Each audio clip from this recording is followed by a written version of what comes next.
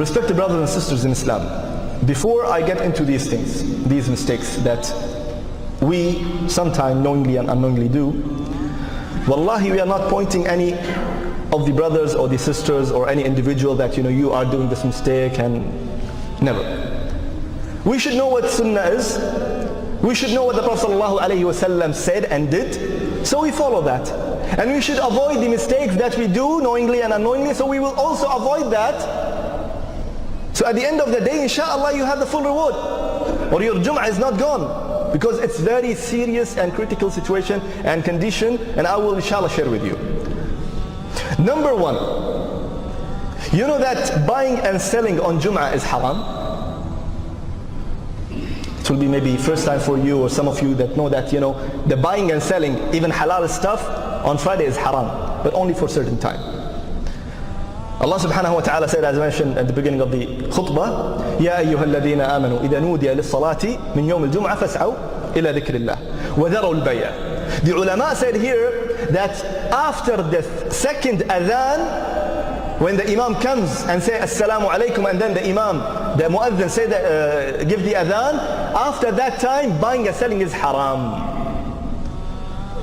So even with the respect with the one who is standing outside selling the books or selling something, after the adhan you cannot pass by, and shaitan comes to you and he will say, well, adhan is going on, it will take 1 or 2 minutes, so just have a look. And then you will have a look, and then the shaitan will go with more waswasa. Okay, just extend your hand and take that book, and you will take that book, and then you will start flipping the pages, and this is all haram, not allowed. Even if someone is selling miswak and you want to apply the sunnah and you want to buy the sunnah, you will take the miswak and you say, okay, before I come to the masjid and I will do the sunnah, I will do the miswak. Ulama said no, haram. At that time just focus, فَاسْعَوْا إِلَى ذِكْرِ اللَّهِ, rush towards the dhikr of Allah, towards the masjid, towards the khutbah. This is number one, respected brothers and sisters. So next time when the adhan is there, don't even bother about anything. Inshallah, after salah you have the whole time to go and check all the books and all the products that they are selling outside. The second point, respected brothers and sisters in Islam, coming late to the masjid and then crossing over the necks of your brothers or the sisters, for the sisters. The Prophet ﷺ was giving one day khutbah, and then he saw one man came late, and then he started jumping over the necks. But sometimes you will find full masjid, and then those who are coming late, they want to find place in the first row, subhanallah, so they will jump and they will go left, and then they will cross the neck, and then they will go here and they will jump. What the Prophet ﷺ said in the same similar situation, the Prophet ﷺ stopped his khutbah and he said, آذَيْتَ وَآنَيْتَ, telling that person that you come late and you start bothering your brothers. You already came late, and then you start, stepping over your brothers. So this is not allowed, and this is a mistake that many of us, they commit. They come late and then they start jumping and crossing the necks of their brothers. Also, there is another mistake, respected brothers and sisters in Islam, that the one who is coming towards the masjid, he comes inside the masjid, even imam is giving khutbah or he is not giving khutbah, the people will come and they will sit. And this is a mistake. The Prophet ﷺ said in a hadith, إِذَا دَخَلَ أَحَدَكُمُ الْمَسْجِدِ فَلْيَرْكَعْ رَكْعَتَيْنِ قَبْلَ أَنْ يَجْلِسِ. Any one of you, when you enter to the masjid on Friday or the other day, any other time, if you enter to the masjid, before you sit, you perform 2 sunnah, 2 rak'ah.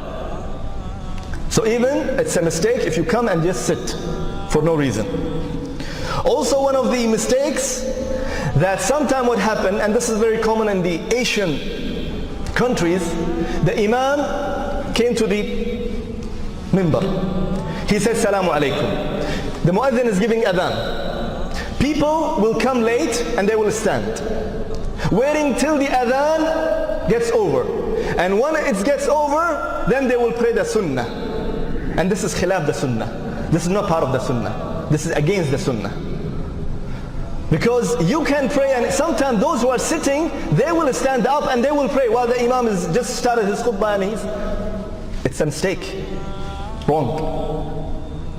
Because adhan, it's okay that you can listen and you can pray, but Jum'ah, khutbah al-Jum'ah is compulsory for you to listen. But at the same time you are praying. So it's a mistake. Yes, if you are late and Imam is giving khutbah, yes, you have to pray. But you cannot wait until the adhan is over and then the Imam is talking and then you stand up, or those who are coming late, waiting for the adhan and then they pray. It's a mistake. Another mistake, respected brothers and sisters in Islam, some people come early to the masjid. They come early to the masjid, but they would like and they prefer to sit at the back for no excuse.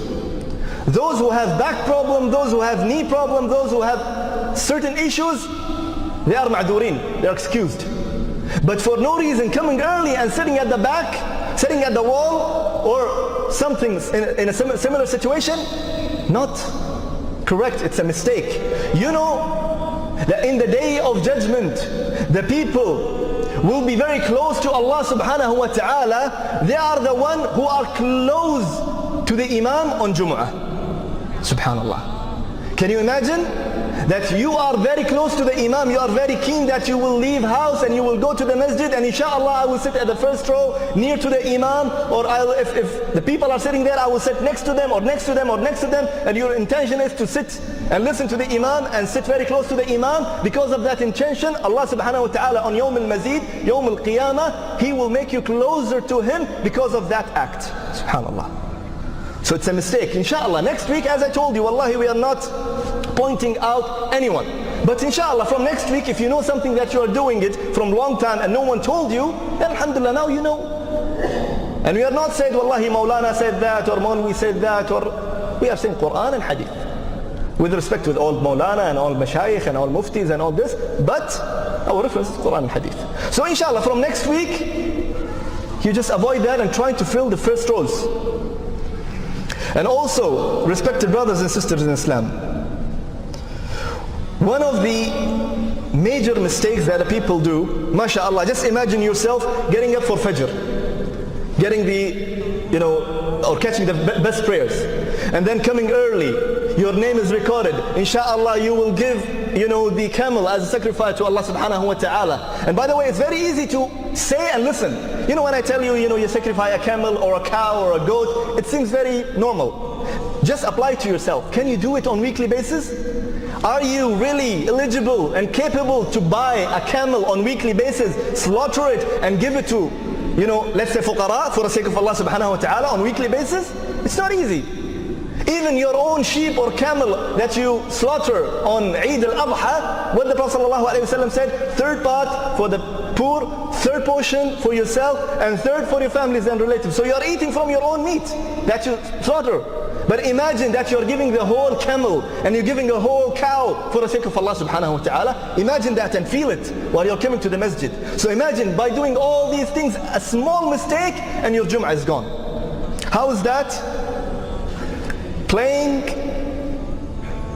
with the carpets or with the keychain that's in front of you, or the mobile, or anything. The Prophet ﷺ said, "Man massa al-hasa faqad lagha." That whoever touches the stone, his Jum'ah is gone. I'm just taking a little bit of time because it's very important, brothers and sisters. Now, what the hadith means, if you touch a stone, your Jum'ah is gone. There's no Jum'ah counted for you. Now, at the time of Prophet ﷺ, we know that there is no carpets, there's no cushions, and there's nothing. They have just, sand and mud, and they have little stones. So just imagine, even if a person just would like to remove a small stone, just by touching it, to clean the place, while the Imam is giving khutbah, his Jum'ah is gone. Similarly, the ulama said now the same thing applies now. We don't have the stones, but we have carpet. Some people, because the sheikh is going long, or the sheikh is boring, and sheikh is, I don't really enjoy, 20-30 minutes, so he's looking down, he's, scratching his head and his nose, and he start playing with the carpet, or maybe moving his mobile or keychain. By doing that, your Jum'ah is gone. Subhanallah. So what you should do, you focus on Imam, that's it. You focus on Imam. Even من قال لصاحبه انصت والإمام يخطب فقد لغى ومن لغى فلا خطبة له.